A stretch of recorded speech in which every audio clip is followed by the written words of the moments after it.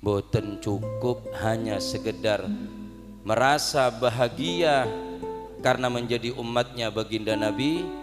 Lebih daripada itu, Nabi menginginkan kita supaya kita menjadi orang yang selamat dunya ngantos tenggene akhirat.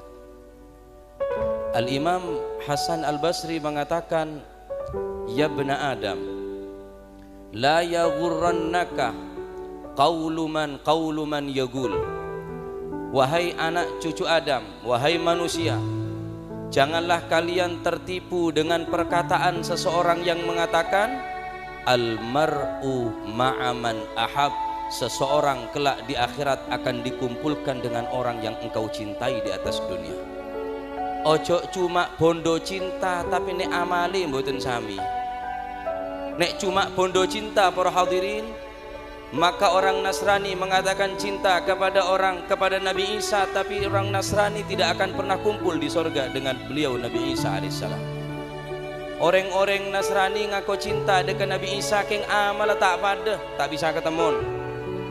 Orang-orang Yahudi ngaku cinta dengan Nabi Uzair, tetapi tak bisa ketemu ben para nabi-nabi. Kenapa? Sebab amal tak pada.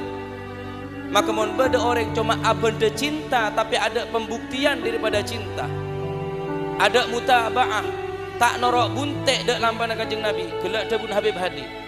Sapa abai lemon lopot dari syariat kanjeng Nabi, sopom sinten mawon sopo ae nek wis dak bodoh ambek thariqah, ambek syariah, ambek agama sing digawa dening kanjeng Nabi, ojo dibelok, pasti diragukan.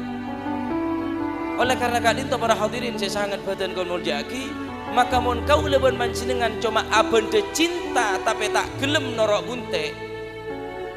Naudzubillah. Orang Nasrani ngaku cinta dengan Nabi Isa, tak ketemu Nabi Isa alaihis.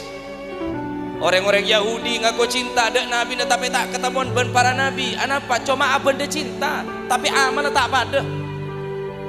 Anapa sebab kula ben panjenengan tak kira pada swarga Nabi, swarga para nabi.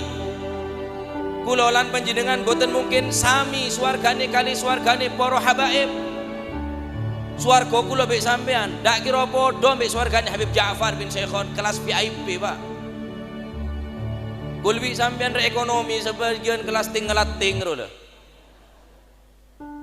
Oning tingelating sampean. Gandol.